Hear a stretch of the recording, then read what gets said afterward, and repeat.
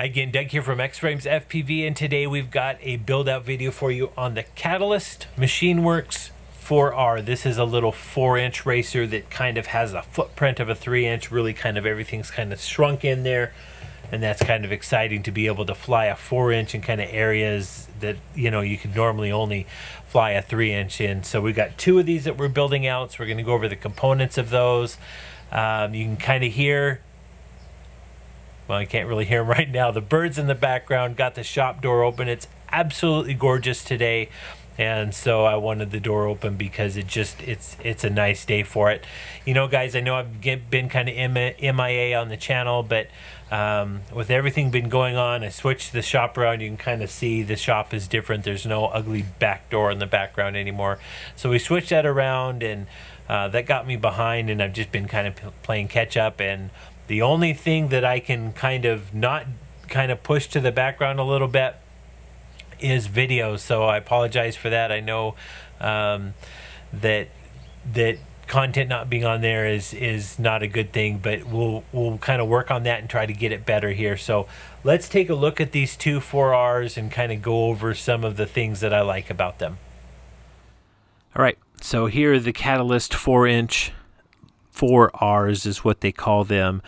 And you know, these are two different. This is 2.5 millimeter, this is 3.5 millimeter. Two different top plates. You can't really see here, but this top plate is cut open quite a bit to house the HS1177 camera. Right now we've got a RunCam Rotor Riot edition in there, and then on this we're going to be putting the micro camera in there. Let's get a weight on here. I wanted to show you, now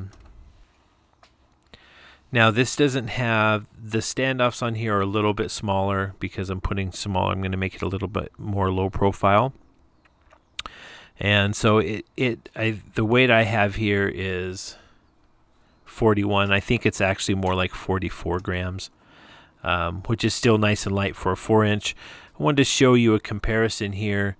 You know, this is the Hyper Baby from Serge over at Pyroflip, or Pyroflip, and this is a really my favorite 3-inch, and I wanted to show you kind of a comparison of size. You can see this 4-inch is really, especially the kind of middle plate and how really nice and small. So what they've done is, you know, in here, the props are they end up just being within just millimeters from these plates, and it allows you to kind of have really close to the footprint and especially the weight of a 3-inch without and having it in a 4-inch prop. And so these have really good power to weight ratios. 1407 2722 Team Edition Hyperlite motors.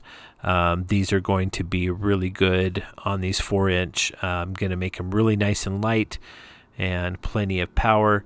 For VTXs, we've chose these really light MI200s. I really like these little DYS. You probably didn't see that. I didn't keep it up there long enough. I really do like these DYS VTXs. Really nice and strong, and switchable from 25 to 200 milliwatts.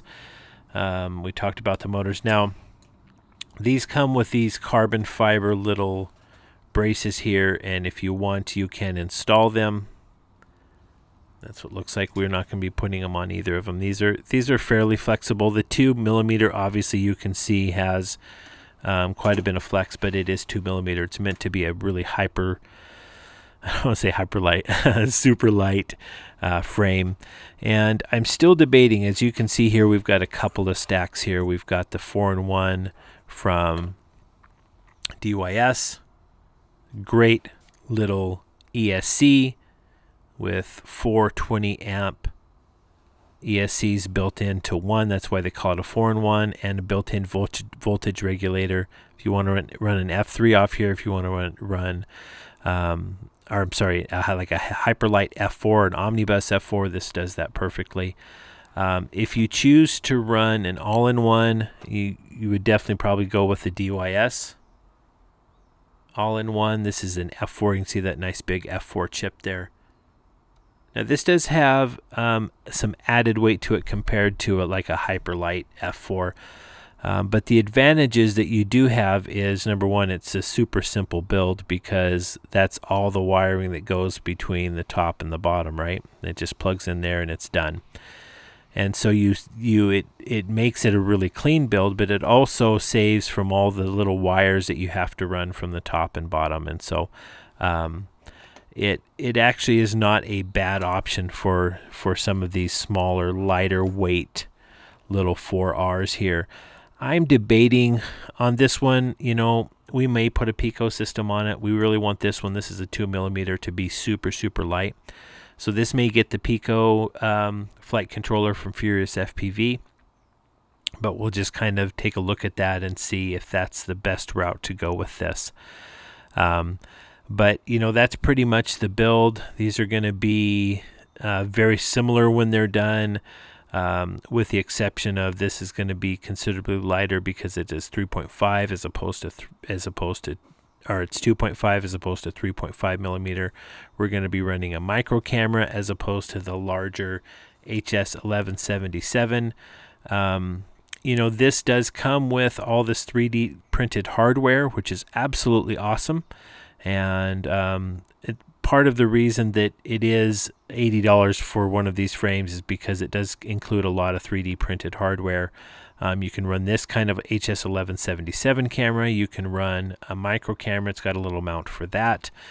You just have a lot of different options. This is an option, this kind of cover here that they have for the 4R.